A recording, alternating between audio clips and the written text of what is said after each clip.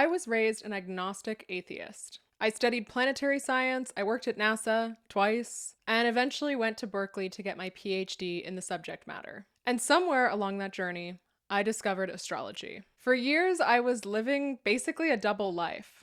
I was working as a scientist, trying to understand our place in the universe from a scientific perspective. And meanwhile, I was privately studying this ancient symbolic system that pretty much everyone in my academic world had active animosity and anger towards. So believing in astrology was not something that I arrived at casually. And I've spent years trying to interrogate it from every angle, trying to understand whether it could be explained scientifically, whether it was purely a psychological effect, whether I was just seeing patterns because that's what I wanted to see, or whether it pointed towards a fundamentally different understanding of reality. And I wanted to make this video because in probably about a third or a quarter of the readings that I give, someone usually says something along the lines of, I don't really believe in astrology, but I keep being drawn to it. So what is this? Why does this work? Why do you believe in it? And the full answer is much longer than I can give in a 1-hour reading. So in this video, I want to explore the explanations I've most seriously considered, from the scientific to the psychological to the spiritual,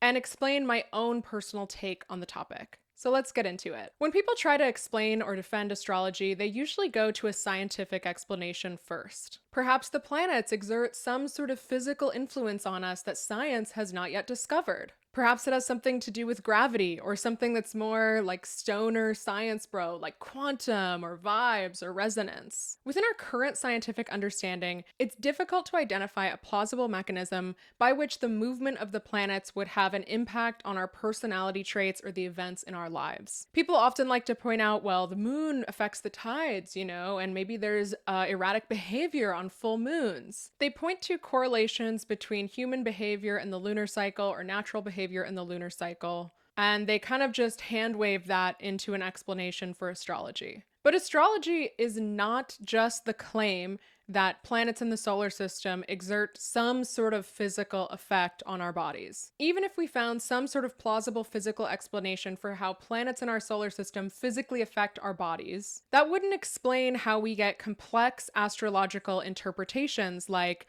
Pluto is the planet of transformation and death and rebirth, so when it's in Aquarius, that means that we're having a technological revolution. Or Jupiter is luck, growth, and abundance, so Jupiter in Leo is going to bring out human abundance. The most that I could realistically see getting from some sort of scientific explanation would be a subtle physical effect on the human body. And astrology as a system is just simply too elaborate for that level of explanation. The scientific argument wouldn't explain why we see a relationship between planetary cycles and historical events. And it just doesn't come close to capturing the complex symbolic language that makes astrology astrology. All right, so astrology is not a hard science, so what if we treat it as a soft science? One could imagine astrology as a social science, where you would use observational studies of human behavior and correlate that to astrological placements as evidence. But if you look at observational studies in traditional social science journals, astrology doesn't hold up well there either. I will say, I've never come across a study of astrology that I think genuinely attempted to study astrology neutrally. Usually the experiments will be a very simple study where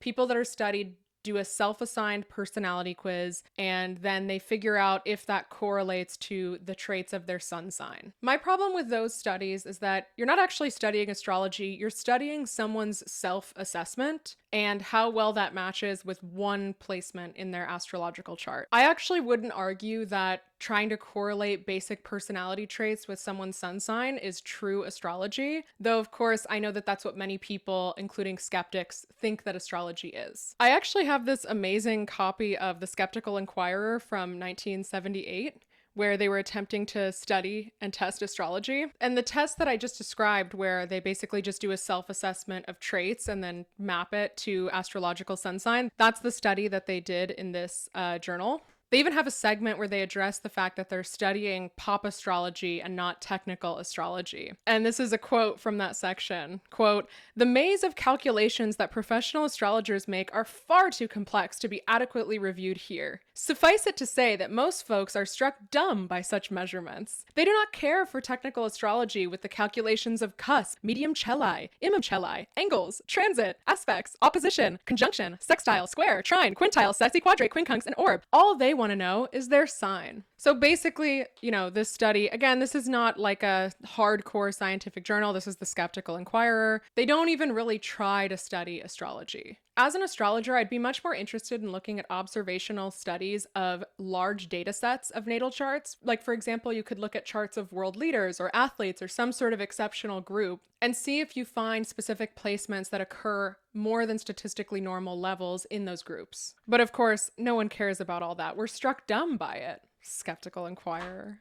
And there are actually astrological journals that publish research at that depth that I described all the time. But of course, that publishing realm and the mainstream social science publishing realm don't overlap at all. So it's hard to justify those studies to someone who wants it to be proven in traditional social science studies. But I'm not saying all this to try to justify that I think astrology would definitely hold up as a social science. I actually think the fairest interpretation of astrology is probably something along the lines of, astrology may sometimes produce interesting and observable correlations, but it doesn't behave like a reliably predictive empirical science. It may sound weird coming from a former scientist, but honestly, I actually think it does a disservice to astrology to try to force it under the umbrella of science in order to legitimize it. I personally don't try to justify astrology under a scientific basis, and that's actually more indicative of my opinion of science than it is my opinion of astrology. I think science does a great job of explaining some things.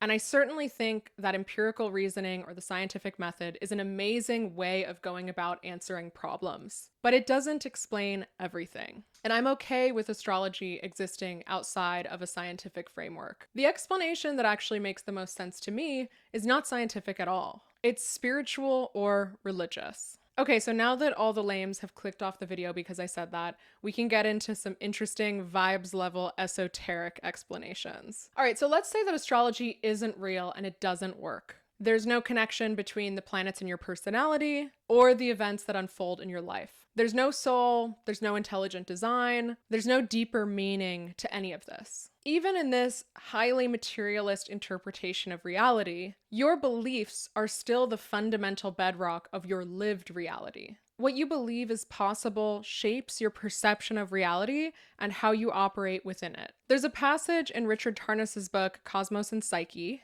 that asks you to imagine yourself as the universe and describes a situation where two suitors are seeking to understand your mysteries. One suitor approaches you, the universe, as if you lack intelligence or purpose. He assumes that you have no interior dimension, no spiritual capacity or value, and he desires to know you solely for his own increased intellectual mastery and efficient control over you for his own self-enhancement. The other suitor approaches you with the assumption that you are intelligent and wise, that you're imbued with moral aspiration and purpose, endowed with spiritual depths and mystery, and he seeks to know you out of a desire for responsive and empowered participation in a co-creative unfolding of new realities. Which suitor would you, the universe, be more likely to reveal your secrets to? I bring up this parable because I think it points to the insistence on disenchantment that the materialist mindset not only encourages, but I would argue actually actively creates, in the same way that any deeply held personal belief creates your perception of reality. If you believe in astrology,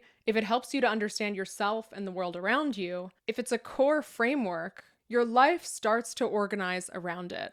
Now, of course, the materialist would argue not only that that doesn't happen, but that if it does, it's a bad thing. That beliefs make you delusional, divorced from true reality that exists externally. And on a more mundane level, one could argue that this mindset encourages people to use astrology as an excuse for bad behavior or for writing people off. But I think it's important to understand that astrology has persisted and evolved over thousands of years, and that's because it's complex and wise. It gives you a vocabulary with which to understand universal human experiences, even if you haven't experienced them yourself. Just speaking for myself, astrology has made me so much more compassionate, self-aware, more capable, and honestly, more able to deal with real reality. I would argue that human beings always live through a narrative framework, whether that's religion, political ideology, culture, or science. Astrology is a system through which people create meaning. And so even if it's fake, it becomes real if you believe in it. In my opinion, astrology is best understood as a spiritual or religious practice. It's not undiscovered physics,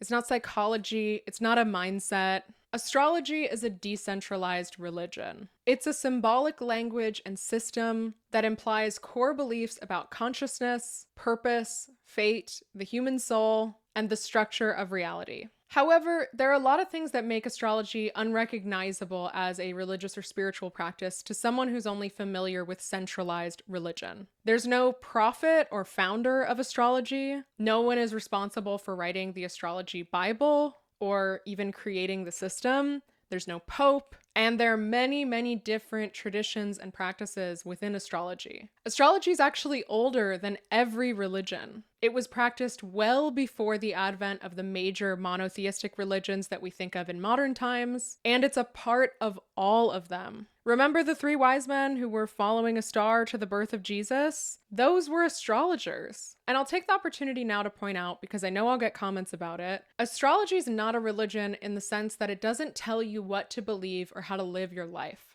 It describes the soup that you're living in, the energies that are available to you, but what you do with that is up to you. There's no prescription given by astrology. And so you can be a Christian astrologer, you can be a Jewish astrologer. There are many, many people who practice astrology in addition to a more standardized, more centralized religion. I just want to say that because I think a lot of people are unclear about the origins of astrology and its relationship to the major religions. But that's a whole other video. And so astrology has this very long, collectively co-created knowledge base that's been developed from the work of many people across cultures all throughout human history. And it's one of the things that I love about astrology is that there was never a governing body or organized religion that formed around it. Astrology wasn't passed on because there were institutions that financed or encouraged its reproduction. Astrology has sustained and is arguably at its highest popularity ever right now, because practitioners continue to find it useful. And by useful, I mean that over thousands and thousands of years, people have found it effective at personal development,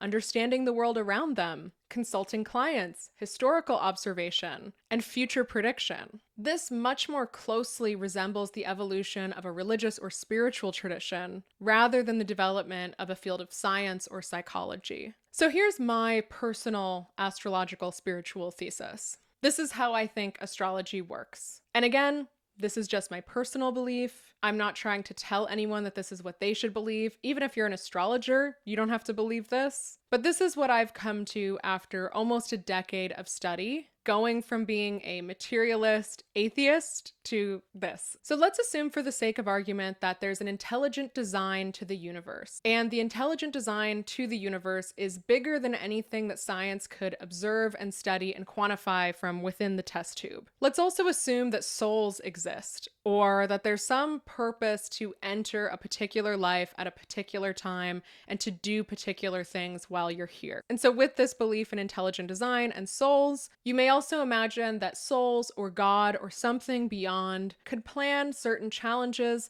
lessons, or events that are destined to happen. I think that those assumptions are pretty consistent with at least Christian theology. Now imagine, as a specific example, two souls that are destined to do something together. Perhaps they want to fall in love. This is the classic soulmate story. Maybe they want to invent something together or start a business. Maybe they just participate in a shared historical event that shapes human history. So you've got these two souls, they've decided that they're going to meet up, or they've been told to by God, however you want to think about it. So how do you coordinate when you're going to do the thing? How do you know? And I don't mean you as in your thinking brain, I mean you as in that intuitive sense where you just know that this is the person for you, or now is the time to do this. How do you know that it's time to do the thing? Well, the sky is a universal clock. Astronomical positions provide very precise timekeeping that's visible from any location on Earth's surface. And planetary configurations like conjunctions or trines are notable, obvious moments that one could imagine souls decide to organize events around,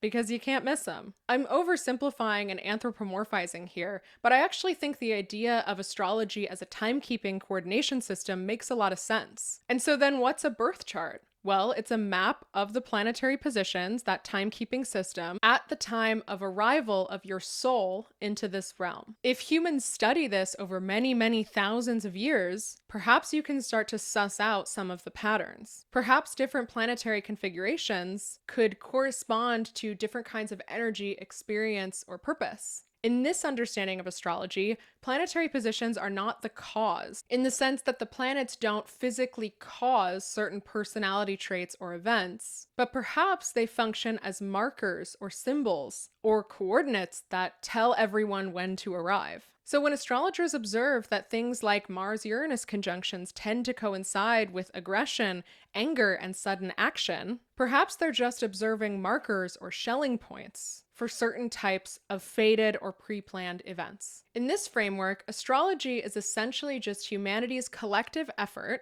to gradually decipher the symbolic timing system of an intelligent, fated universe. I don't know, maybe that's something worth learning a little bit about. Over the years, I've gone through every thought experiment for why astrology works. My personal position is that I have genuine spiritual conviction about astrology. I genuinely believe that it's real, and my experiences with it only continue to reinforce that it reflects something undeniable about human consciousness and the fundamental nature of reality. But I'm also completely comfortable with the possibility that it's just a psychological tool. Like if I think about a situation where when I die, I go to the pearly gates and I'm like, God, was any of that astrology stuff actually real? And he's like, no, are you crazy? I would still be grateful for it because of the overwhelmingly positive impact it's had on my life. And then on the flip side, if there is no God, if you die and things just go blank, then that's even more of a reason why I'd be happy to have participated in a structure of belief that made my life better, if that's the only thing we get. Astrology has made me so much more empathetic. I feel like I understand people and the world around me in much greater depth. I'm wiser, I have perspective through uncertain times, and it also seriously humbled me because I went through a large chunk of my life doing things by the book.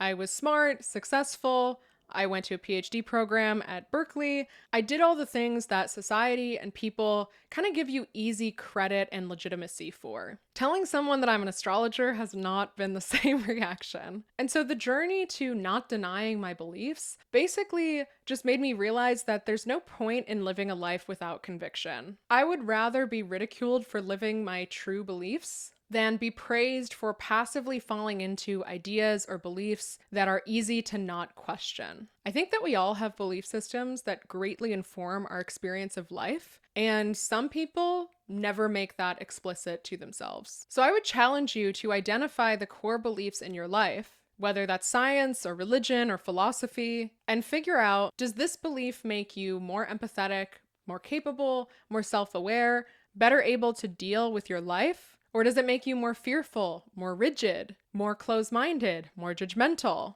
and have less personal agency over your own life? I don't expect this video to prove astrology to anyone. That isn't really the point, and honestly, that's never been something that's important to me. What I do hope this video does is encourage people to interrogate the beliefs through which they understand their life. I started from a worldview in which the universe was fundamentally mechanical, that consciousness was just a byproduct of random evolution, and that if anything didn't fit that framework, it was a bunch of nonsense. I still maintain the training and ability to see things through a scientific or rational perspective, but now I additionally have a spiritual or symbolic framework. And I think that having both of those tools in my tool belt and being able to consciously switch between them has made me much smarter overall. So I hope you enjoyed this video. If you did, please give it a like, drop a comment about what you think, all those things, and subscribe because I'm posting more on this channel. And if you want to book a reading, the link's down below. I'll catch you next time. Bye!